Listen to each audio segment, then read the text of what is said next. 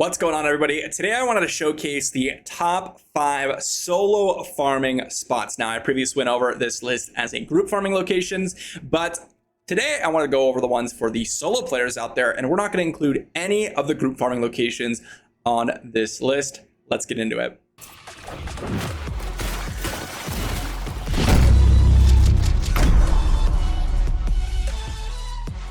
So first things first is when I was testing these spots, I was using Treasure Hunter. It is an open world location, and so I highly recommend that you go ahead and pick up Treasure Hunter if you plan on farming these areas. Now, the first one is going to be in Mount Zavain. We're already there. Actually, the first two, rather. And this first one is going to be the Zikarum Graveyard. Now, I went over this in a previous video, and it has our number 5 spot because of its experience rates and the legendary rates, but it is a little bit more complicated and a little bit more, I guess you could say, conditional because of the fact that you need to bring CC moves in order for you to get these experience rates. Now, why do I say you need to bring CC moves? Well, we're going to be going over this spot. You can see someone is actually already here, probably doing bounties. But you're going to go over to these 3 mounds right here and just go around them in a circle over and over and over again.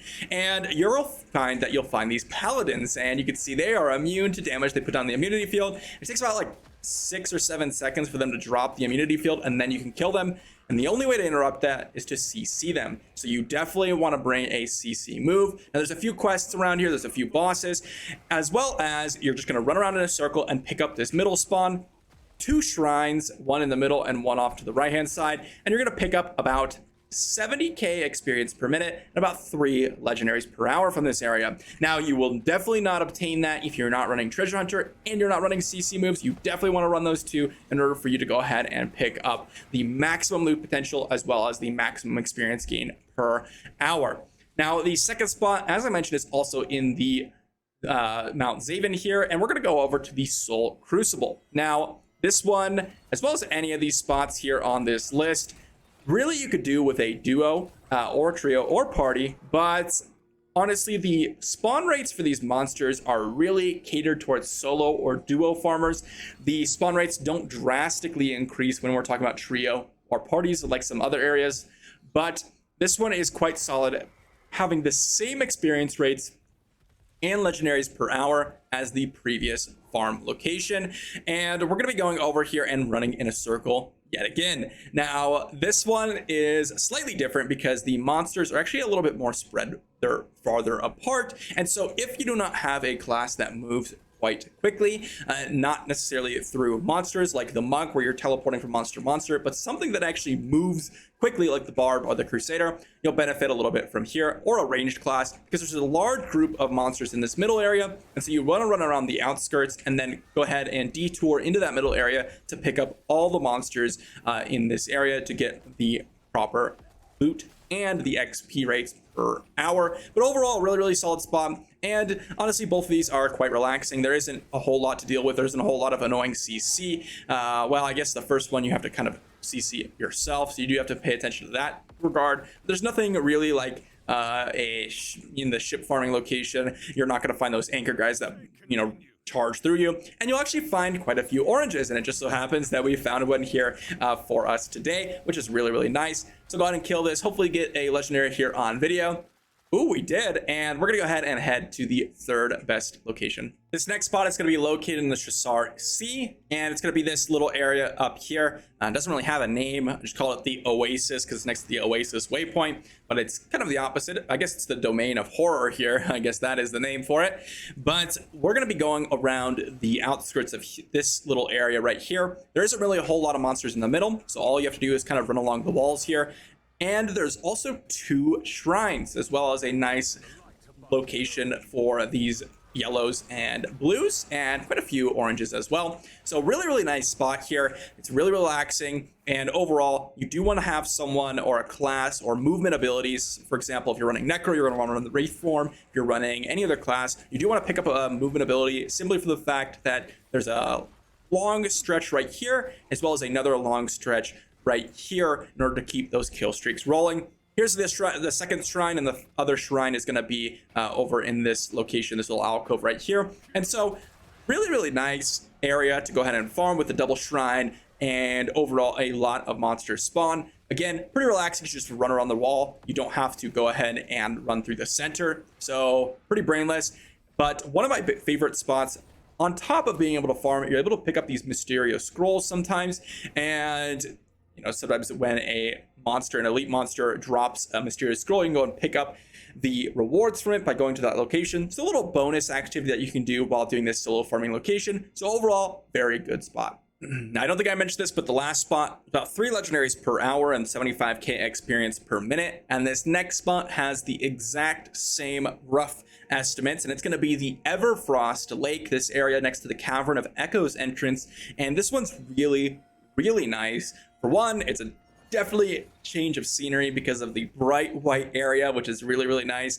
But it's also a very, very good spot for you to just solo farm, especially for those of you that are running Cavern of Echoes and are waiting for, I don't know, a queue or just getting a dungeon run together already. I farmed a lot of this spot and kind of tested it just because I was curious, but you're going to go ahead and run along this path and meet right in front of that entrance to Cavern of Echoes. And you can also go up a little bit further into these corridors around here. There's a lot of quest monsters and a lot of spawns. You can see here already, we are kind of picking up a few spawns. Here's one of the quest monsters right here.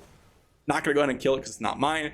But we're going to go ahead and enter this ice area if we don't get blocked a bunch of times and pick up all the monster spawns around this location. Now, it looks like someone went through and actually killed off a bunch of these monsters around in this area. Usually there's quite a few around this ice area, but someone must have killed them all as we were running through.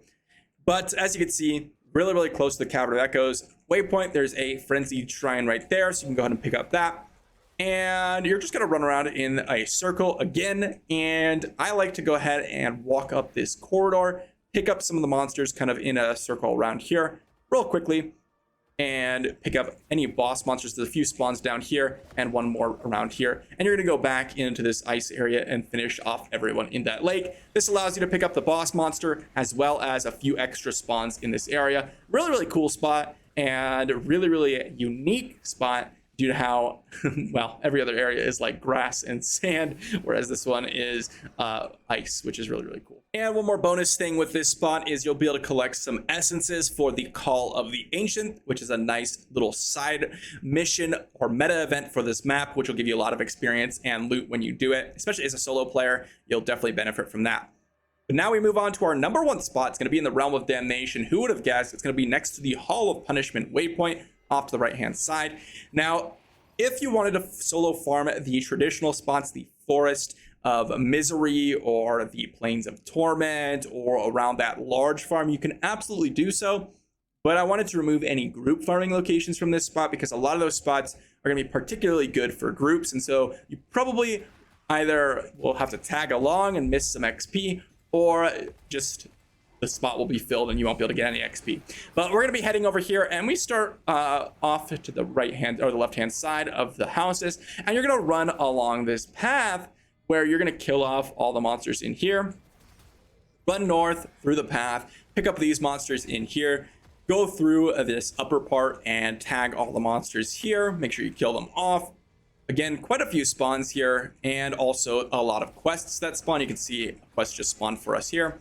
And we're going to kill up all these monsters and then run along. You can either run east here and pick up these monsters in this area. It's a really nice amount of monsters over here as well. And then you're going to run along south, come back around, and go back to the start. It's basically a very large path. There's a shrine over to the left hand side right here with the conduit shrine, as I just picked up. Again, you're gonna have to walk towards some of these locations for the monsters to spawn, but there's overall a ton of monsters spawn in this location, and this one is a lot better than the other locations. This one's about 4 to 5 legendaries per hour and about 90 to 95k experience per minute. And I like to run through the center here because going along this path is gonna stall out your XP per minute, and you can just run to the left and go back up where we came from and pick up these spawns again. So if you go around this outskirt here, this path, you're gonna get a lot less experience, but overall this normal path here and going back around where we came from is very, very solid and going to give you a lot of XP per minute and those legendaries, which we are looking for. So there is the #1 location for solo farming from what I've experienced. There's a few other spots out there that I have not mentioned. Maybe I will get to them in a video in the future. But overall, these are the best spots that I've seen. And for a lot of you solo players, you're looking for a lot more experience rates and expand loot drops, because it is so much worse typically playing as a solo player versus playing as a group. Now, one other spot that I haven't mentioned, and this isn't necessarily an open world spot, but Elder Rifts are actually quite good and can get you really high experience rates, about 80 to 90k experience per minute, as well as some really nice legendary drops just because you're running so many of them, if you're able to do them in really, really quick times, like a minute 20. So keep that in mind when you're solo farming. But overall, hopefully you enjoyed, and I will see you for the next video.